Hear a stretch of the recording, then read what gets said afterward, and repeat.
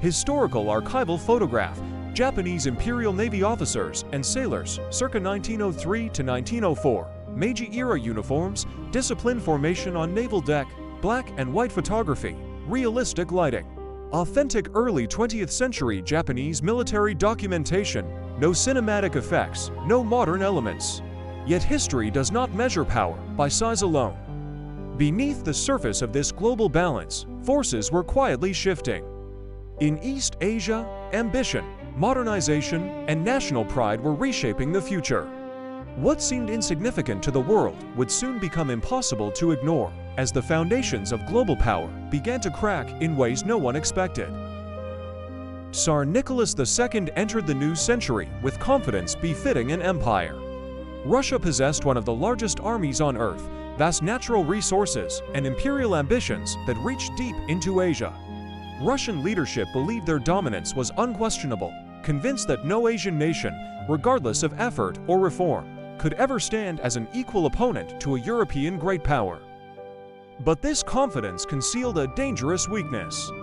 Russia underestimated the speed, discipline, and determination of a rival they barely understood.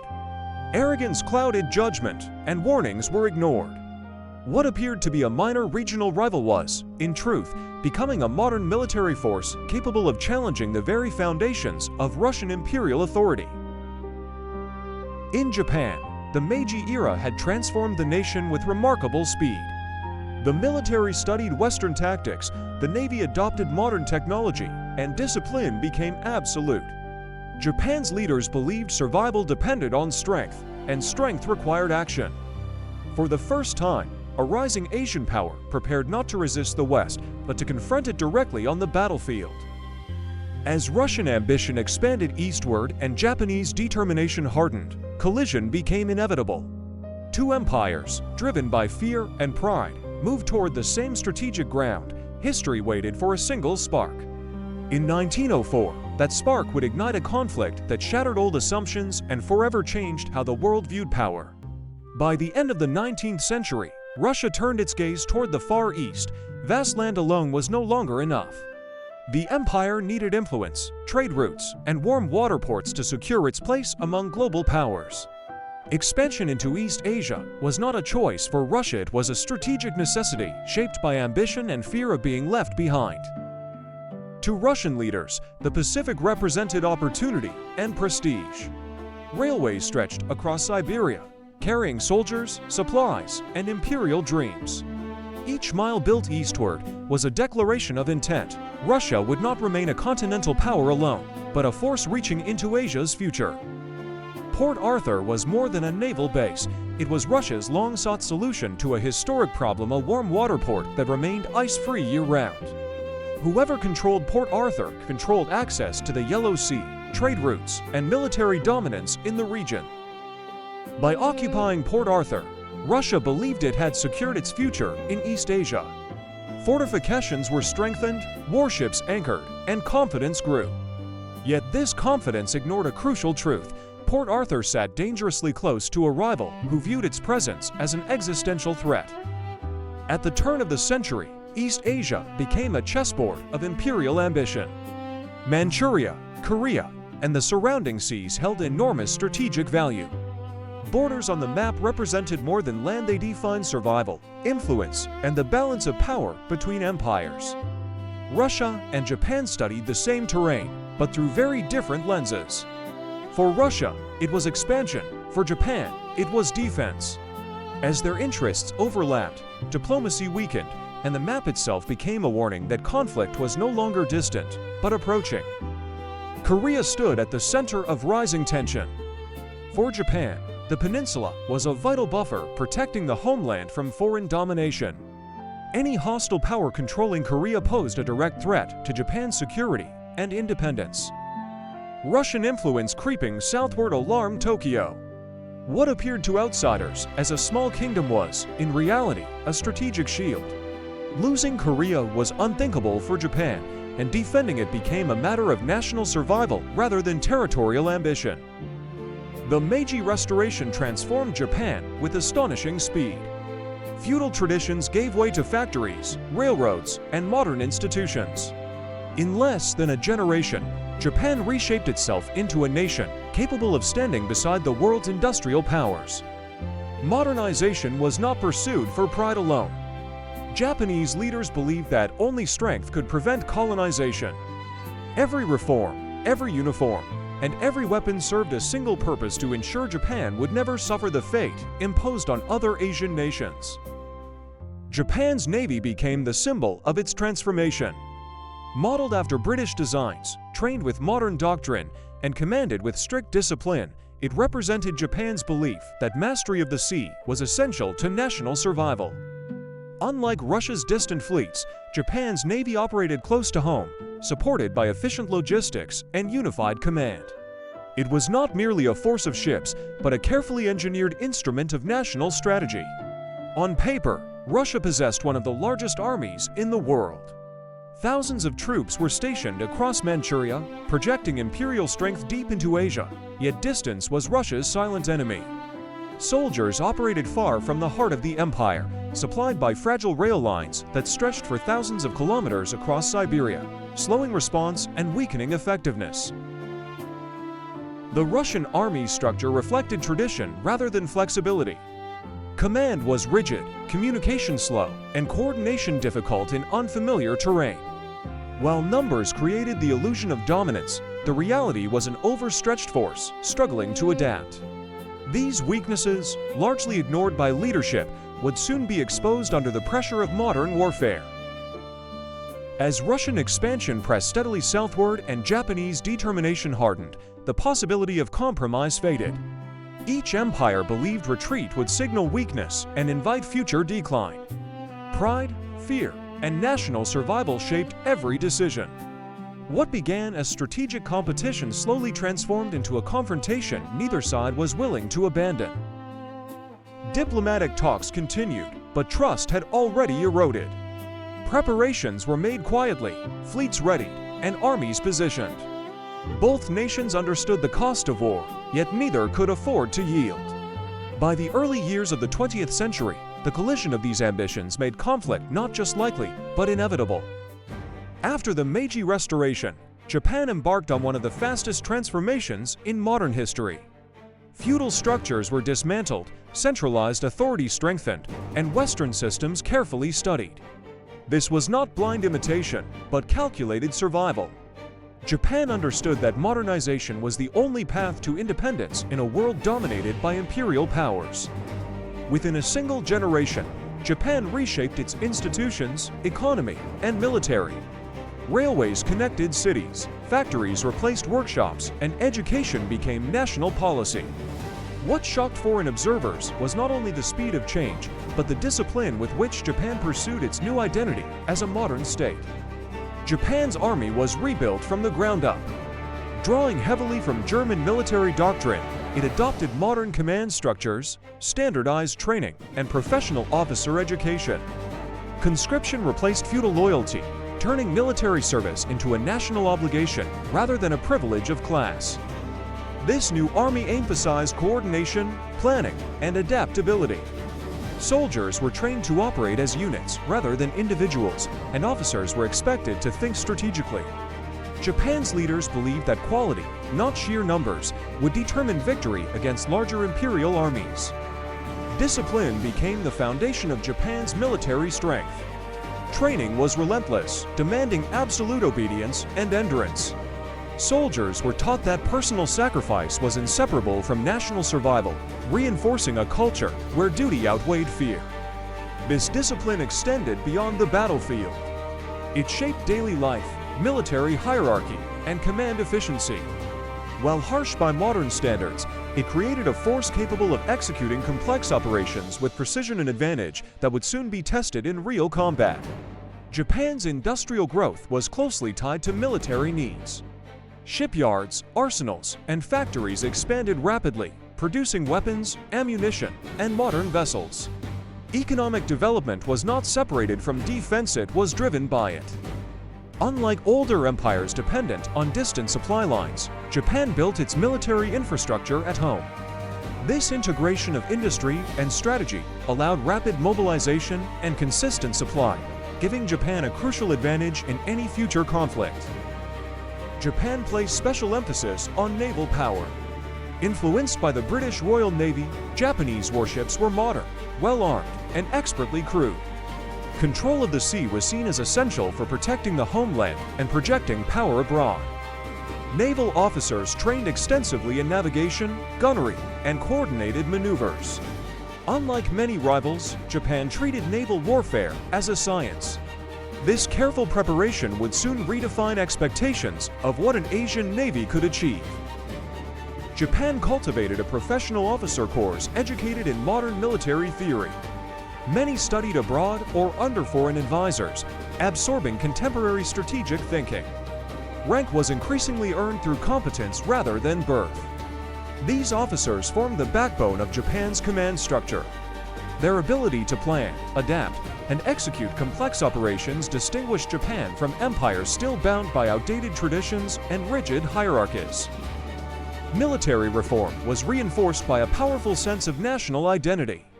Loyalty to the emperor and devotion to the state were deeply instilled, creating unity between civilian society and the armed forces. This spirit encouraged endurance and resolve. Soldiers believed their actions carried historical meaning, strengthening morale even in the face of overwhelming odds. Japan's military strength was as psychological as it was physical.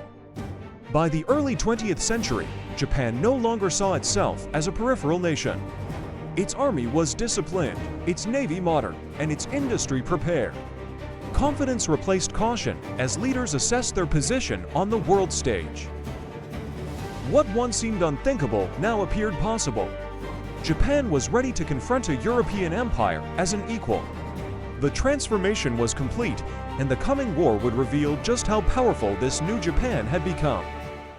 In early 1904, Port Arthur appeared calm and secure. Russian warships rested in harbor, protected by coastal guns and fortified positions. Officers believed diplomacy would continue, and few expected immediate danger. This sense of security would soon prove deceptive, as preparations elsewhere moved quietly toward a decisive moment. For Russia, Port Arthur symbolized control and confidence in East Asia. It was the long-sought warm water port, a cornerstone of imperial ambition. Yet beneath the surface, this calm masked vulnerability, as routines replaced vigilance and the possibility of sudden attack was largely dismissed. As night fell over Port Arthur, Russian ships lay anchored in darkness. Crews followed normal procedures, unaware that enemy vessels were already approaching. Naval defenses remained untested, and assumptions of safety shaped every decision made aboard the fleet. This moment revealed a critical weakness. Without heightened alert or clear warning, the Russian fleet became an easy target. Distance from the capital and overconfidence at command level created a dangerous gap between expectation and reality. While Russia waited, Japan acted. In February 1904, Japanese warships departed their bases under strict secrecy. Orders were clear and precise. The objective was bold: strike first, seize the initiative, and disrupt Russian power before war was formally declared. This decision marked a turning point. Japan understood that hesitation favored the larger empire. Speed, surprise, and coordination became essential tools, transforming strategic calculation into immediate action on the open sea. Under cover of darkness, Japanese torpedo boats advanced toward the Russian fleet at Port Arthur. The attack came without declaration, relying on surprise rather than numbers. Within moments, the balance of control in the harbor was shattered. Though damage varied, the psychological impact was profound. Russia's sense of dominance was broken in a single night. Japan had demonstrated not only capability, but willingness to challenge imperial conventions of warfare. The aftermath revealed confusion and disbelief among Russian officers. Ships were damaged, plans disrupted, and confidence shaken. The reality of war arrived suddenly, without the gradual escalation leaders had expected. This shock extended beyond Port Arthur. News of the attack spread quickly, exposing flaws in preparedness and command. What was meant to be a secure stronghold had become a symbol of strategic surprise. The strike at Port Arthur made one fact undeniable: diplomacy had failed. With weapons already fired, formal declarations became a formality. The conflict had crossed a point of no return. By acting first, Japan reshaped the opening of the war. Initiative shifted decisively, and the world took notice. The Russo-Japanese War had begun not with speeches, but with a calculated blow that changed the course of history. Manchuria became the primary land battlefield of the Russo-Japanese War. Vast plains, frozen ground, and brutal winters shaped every operation. Soldiers struggled through extreme cold, poor roads, and constant exhaustion. The environment itself became an enemy, testing logistics, discipline, and endurance long before decisive battles were even fought. Unlike earlier conflicts in East Asia, this war unfolded across enormous distances. Armies were forced to survive in hostile terrain for months at a time. Manchuria revealed how modern warfare demanded preparation not only for combat, but for prolonged survival under relentless conditions. The Imperial Japanese Army advanced with calculated precision. Infantry units moved in organized formations, supported by artillery and careful planning. Japan relied on discipline, speed, and coordination to counter Russia's larger manpower and deeper reserves. These movements reflected Japan's transformation into a modern military power.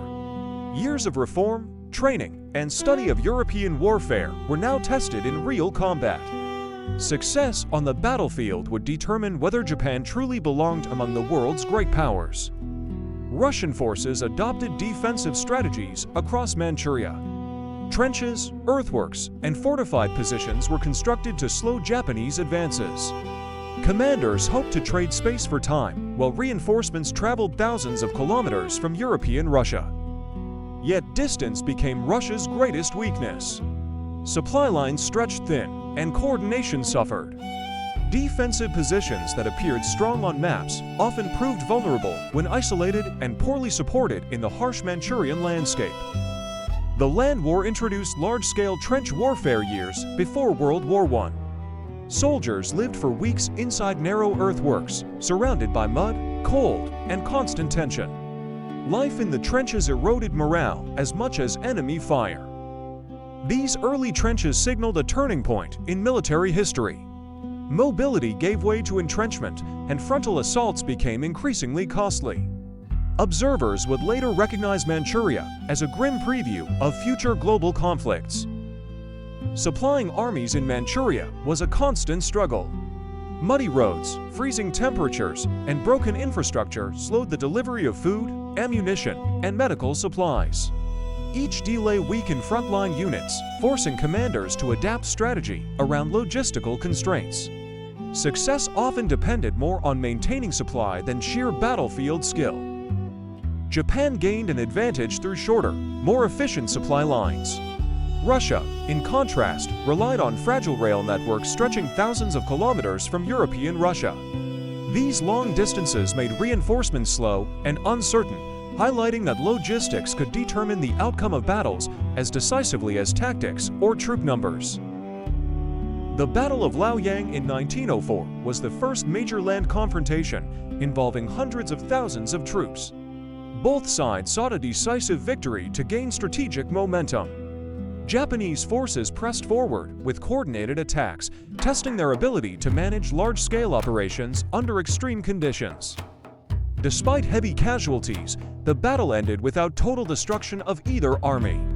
Russia withdrew, signaling a psychological blow to its troops and command. Liaoyang demonstrated Japan's growing operational proficiency and foreshadowed the high-stakes confrontations that would define the rest of the war. Artillery emerged as the dominant force on Manchurian battlefields. Long-range guns could inflict damage before infantry even engaged. Commanders quickly learned that control of firepower often dictated control of territory, transforming tactics and forcing soldiers to adapt to an increasingly mechanized form of warfare. The prevalence of artillery shifted focus from traditional maneuver to firepower management. Effective positioning and supply of heavy guns became critical, and both Japanese and Russian forces were compelled to reconsider strategy. The battlefield was now dominated by calculated barrages rather than mere massed infantry assaults. Infantry units faced relentless pressure during the Manchurian campaigns. Soldiers advanced through mud, cold, and enemy fire, maintaining formation and discipline under extreme conditions. The success of operations often depended as much on morale and endurance as on superior weaponry. Leadership was critical to sustaining momentum. Commanders who could inspire and coordinate troops under adversity achieved objectives, while failures in direction often led to confusion and costly setbacks. The human element became as decisive as artillery and strategy. Field medical units struggled to manage large numbers of wounded soldiers in harsh conditions. Makeshift hospitals, limited supplies, and exposure to the elements challenged medical staff, revealing the human cost of modern warfare on land. Survival often depended on improvisation as much as skill. The scale of casualties tested both organization and resilience. Evacuation and treatment were slow, and many soldiers suffered from exposure and infection. The Russo-Japanese War highlighted the urgent need for systematic battlefield medicine that could match industrial-scale combat. The Battle of Mukden in 1905 involved over 500,000 soldiers on both sides, making it one of the largest land engagements of the era. Troop movements spanned vast distances, and commanders faced immense challenges in coordination, communication, and maintaining morale across the sprawling battlefield. Japanese forces gradually gained the advantage through superior organization and disciplined attacks. Although casualties were high, Japan's ability to sustain operations across the front demonstrated both strategic foresight and the effectiveness of its modernized army in large-scale combat. After Mukden, Russian troops conducted an organized but taxing retreat northward. Exhaustion and logistical strain weighed heavily on the army. While not entirely defeated, Russian forces had lost momentum, and the retreat had a profound impact on both battlefield morale and command confidence. The withdrawal revealed vulnerabilities in Russian strategy and exposed the limits of extended supply lines. Morale deteriorated, leadership credibility was questioned, and the psychological advantage began to shift decisively to Japan, setting the stage for future successes. The land campaigns of the Russo-Japanese War ushered in a new era of modern warfare. Trenches, mass artillery, and coordinated infantry operations foreshadowed techniques that would dominate future conflicts. Commanders learned that industrialized armies demanded new approaches to strategy and tactics. Manchuria served as a cautionary example for the world. Wars would no longer be brief or romanticized. They would be prolonged, grueling, and industrial in scale, with logistics, morale, and firepower determining victory as much as courage or tradition. By late 1904, Port Arthur's defenses were severely weakened. Japanese artillery had systematically destroyed outer fortifications, reducing Russian strongholds to rubble. The harbor, once a symbol of imperial strength, now reflected the relentless pressure applied by a modernized Japanese army determined to seize control. Russian forces held on, but cracks appeared in morale and structure. Coastal batteries that had once commanded respect were silent or destroyed. Japan's methodical siege showcased the devastating effect of sustained firepower on fortifications, demonstrating that technological and tactical superiority could decisively alter outcomes. Japanese infantry moved steadily closer to Port Arthur's outer defenses. Soldiers navigated mud, trenches, and obstacles with discipline and precision. Each advance tightened the noose around the besieged Russian garrison, illustrating Japan's careful coordination and relentless pressure during siege operations. The approach of Japanese forces combined strategy with endurance. Commanders emphasized minimizing unnecessary losses while maintaining momentum. Every step forward eroded the defensive perimeter, demonstrating how perseverance, training, and morale could determine the success of modern land campaigns. Heavy Japanese guns dominated the battlefield outside Port Arthur. Artillery crews worked under exhausting conditions to shell fortifications day and night. This continuous bombardment was central to Japan's strategy, breaking walls and fortifying psychological pressure on Russian defenders. The impact of artillery extended beyond physical destruction. It disrupted command, forced troop movement, and weakened morale. Japan demonstrated that modern warfare relied as much on sustained bombardment as on infantry skill, redefining siege tactics in the early 20th century. Russian fortifications showed visible damage from relentless shelling. Trenches filled with debris, walls shattered, and defensive positions became untenable. Soldiers faced the realization that the fortress they had trusted for months could no longer hold under modern artillery's destructive power. The collapse of these defenses marked the turning point in the siege. With positions compromised, Russian command faced impossible choices. Port Arthur's fall became not only a matter of strategy, but a symbol of Japan's growing military competence and determination. Russian officers inspected the ruined positions, their expressions reflecting tension and hopelessness. Leadership struggled to maintain order as resources dwindled and morale plummeted. The siege's psychological toll was as severe as its physical destruction. Desperation among Russian command underscored the effectiveness of Japan's siege strategy. Even experienced officers found it difficult to coordinate remaining defenses under constant fire. Port Arthur's defenders faced an inevitable decision, balancing honor, survival, and the reality of overwhelming odds. In early 1905, after months of siege, Russian troops formally surrendered Port Arthur. Japanese forces accepted the capitulation, marking the end of one of the war's most grueling engagements. The fortress that had symbolized imperial ambition was now under new control. The surrender demonstrated the consequences of strategic innovation and sustained pressure. Japan's victory at Port Arthur was not only tactical, but psychological, reshaping perceptions of Asian military capability and signaling a shift in power in East Asia. In 1904, the Russian Baltic Fleet set out from Kronstadt on an unprecedented journey. Hundreds of sailors faced an 18,000-mile voyage, navigating hostile seas and unpredictable weather. Every captain and crew member knew the stakes. Failure could mean national humiliation and the collapse of Russia's naval prestige in East Asia. The departure symbolized both courage and desperation. Russia relied on this fleet to reinforce its Pacific squadrons, yet the voyage would test endurance, discipline, and logistics like never before. From the moment they left home ports, the fleet embarked on a strategic gamble that would define the war's naval outcome. Crossing the North Sea and the Atlantic, the Baltic Fleet encountered storms, mechanical failures, and the constant threat of delays. Sailors lived under exhausting conditions, maintaining vigilance while navigating vast oceans far from friendly ports, each day amplifying the challenge of a mission already deemed nearly impossible. The fleet's endurance was continuously tested. Coal and supplies ran low, morale fluctuated, and leadership had to maintain order under pressure. This monumental journey highlighted the limits of early 20th century naval technology and foreshadowed the risks awaiting them near Japan. Russian ships paused at foreign ports for coaling and provisions, crucial for sustaining such a prolonged voyage. These brief stops were fraught with challenges, diplomatic negotiations, limited resources, and the constant awareness that Japanese intelligence could track their movements. Each resupply was a logistical puzzle. Maintaining fleet readiness across thousands of miles required precision and coordination. Any miscalculation could compromise combat effectiveness, turning the fleet's long journey into a test of patience, planning, and strategic foresight. After months at sea, the Baltic Fleet entered waters near Japan. Sailors faced the tension of imminent battle.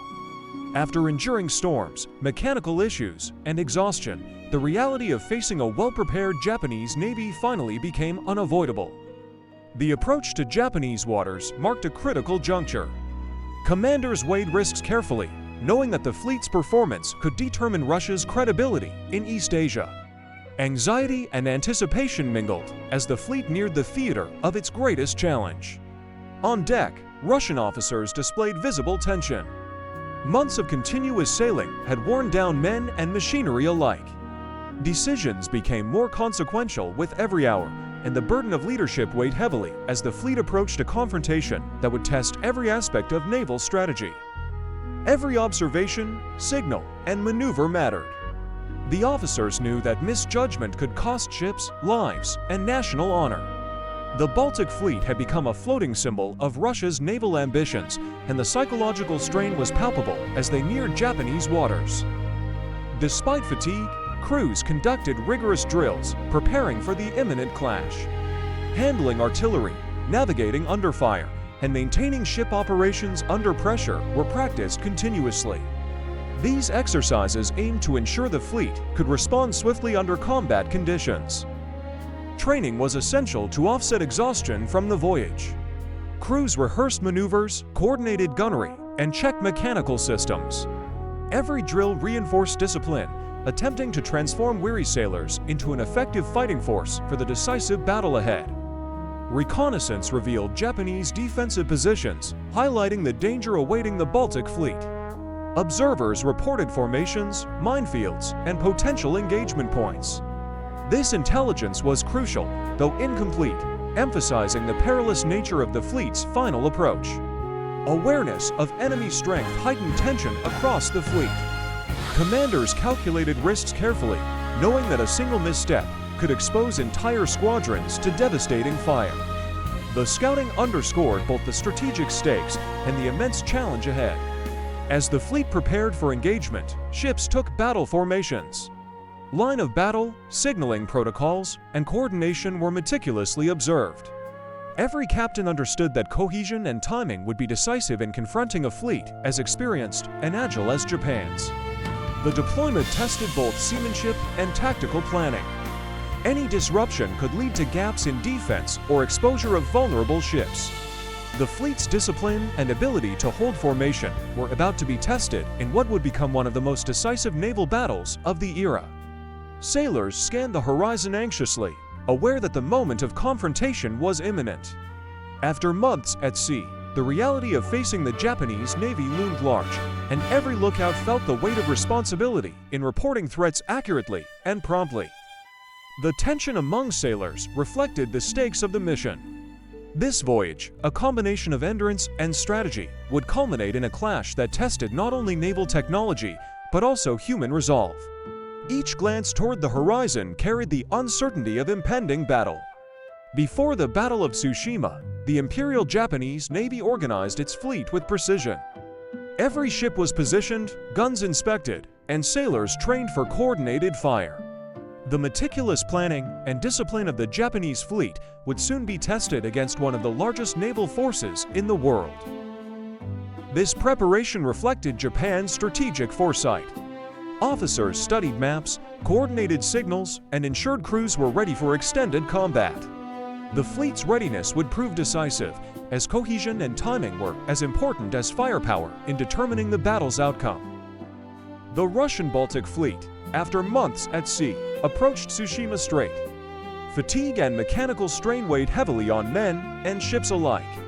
Sailors faced the imminent reality of confronting a highly disciplined and battle-ready Japanese Navy, a moment that would define the war. Confidence among Russian officers was fragile. The fleet had endured storms, repairs, and constant anxiety. As they entered Japanese waters, the looming confrontation demanded every ounce of leadership and seamanship, highlighting the immense challenge of naval warfare in the early 20th century. Japanese battleships prepared their guns, ready to unleash coordinated barrages. Sailors worked swiftly and efficiently, loading shells and adjusting ranges.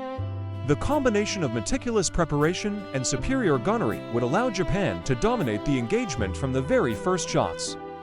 Every aspect of artillery operation reflected Japan's rigorous training. Crews rehearsed targeting, signaling, and firing sequences repeatedly.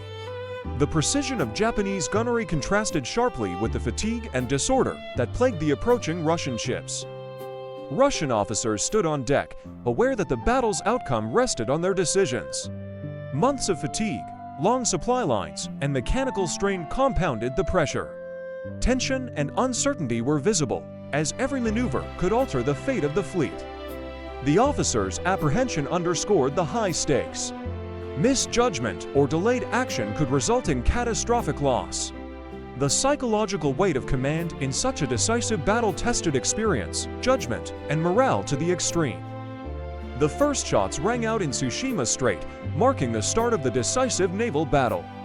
Smoke, fire, and explosive shells transformed the calm waters into a theater of war, testing the courage and coordination of every sailor aboard both Japanese and Russian vessels. Japanese ships executed coordinated maneuvers while maintaining rapid, accurate fire. Russian vessels struggled to respond effectively, hampered by fatigue and mechanical issues. The opening exchange revealed the stark contrast in preparation, discipline, and strategic execution. Japanese crews maintained exceptional discipline under fire, executing complex maneuvers and coordinated attacks. Their efficiency amplified the destructive power of their guns, overwhelming Russian formations and demonstrating the effectiveness of rigorous training and meticulous planning. Even amid the chaos of battle, Japanese officers retained control over communications and fire coordination. Their ability to act decisively and cohesively under pressure ensured that the fleet could concentrate fire and exploit weaknesses in the Russian lines. Russian ships came under relentless Japanese fire. Damage, casualties, and mechanical failures disrupted formations and sapped morale. The fleet struggled to maintain cohesion, highlighting the devastating impact of a well-trained opponent executing a superior strategy. As guns fired continuously, officers attempted to coordinate maneuvers and keep ships operational. Exhaustion and confusion spread quickly, reducing the effectiveness of even the largest vessels. Tsushima demonstrated that preparation and discipline often outweighed sheer size. Japanese cruisers supported the main line, exploiting gaps and reinforcing firepower where needed. Coordination between different classes of ships allowed Japan to maintain dominance across the battlefield, demonstrating the importance of tactical integration in modern naval warfare. The fleet's ability to concentrate fire and maneuver strategically created devastating effects on Russian formations. Commanders ensured that every ship played a precise role, turning Tsushima into a textbook example of integrated naval tactics. By the battle's end, the Russian fleet was decimated. Ships retreated or surrendered, marking one of the most decisive naval defeats in history. The outcome confirmed Japan's naval supremacy and reshaped the balance of power in East Asia. Survivors of the Baltic Fleet faced the consequences of logistical strain, fatigue, and superior enemy tactics. The surrender at Tsushima was not only a tactical catastrophe, but also a symbolic moment, cementing Japan's emergence as a major world naval power. Japan's victory in the Russo-Japanese War inspired celebrations across the nation. Soldiers and civilians alike recognized a historic achievement. For the first time, an Asian power had defeated a major European empire. This triumph boosted national pride and confirmed Japan's emergence as a modern military power in East Asia. The sense of accomplishment extended beyond the military. Citizens saw tangible proof that modernization, discipline, and strategic planning could overcome long-standing assumptions about racial and geopolitical hierarchies. Japan's victory reshaped perceptions both domestically and internationally. In Russia, news of defeat triggered shock and outrage. Crowds gathered in St. Petersburg and other cities, expressing despair and anger.